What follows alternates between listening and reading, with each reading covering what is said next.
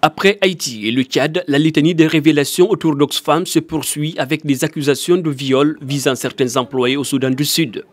Dans une interview à la chaîne britannique, Helen Evans, directrice de la prévention interne au sein de l'ONG entre 2012 et 2015, a dénoncé l'existence d'une culture d'abus sexuels dans certains bureaux de son employeur. Oxfam a été une bonne organisation humanitaire. Elle faisait mieux que les autres agences d'aide. Mais le problème a pris une certaine ampleur parce qu'elle n'a pas pris les mesures qu'elle aurait dû prendre très tôt. Pour appuyer ses propos, cette ancienne collaboratrice cite les résultats d'une enquête interne menée entre 2013 et 2014. D'après cette enquête, entre 11 et 14% des employés sur le terrain avaient été victimes ou témoins d'agressions sexuelles. En Haïti, le président de la République dénonce une grave atteinte à la dignité humaine.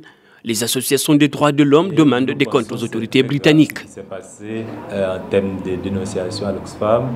Et pour nous, Haïti en tant qu'un pays pauvre, on ne pouvait pas utiliser l'argent d'une ONG humanitaire à des fins de prostitution ou bien à des fins de proxénètes. Face aux accusations, la directrice adjointe de l'ONG a démissionné lundi. Penny Lawrence admet n'avoir pas agi trop tôt comme elle l'aurait dû faire. La secrétaire britannique au développement international menace de prendre des décisions. J'ai fait une déclaration, je vais prendre ces choses très au sérieux. J'ai expliqué très clairement à Oxfam, les décisions ne doivent pas être prises à la hâte, mais je les prends en toute considération. Alors que le budget consacré à l'aide au développement est régulièrement critiqué par certains élus conservateurs, la secrétaire d'État britannique au développement international menace de suspendre l'aide accordée à l'organisation.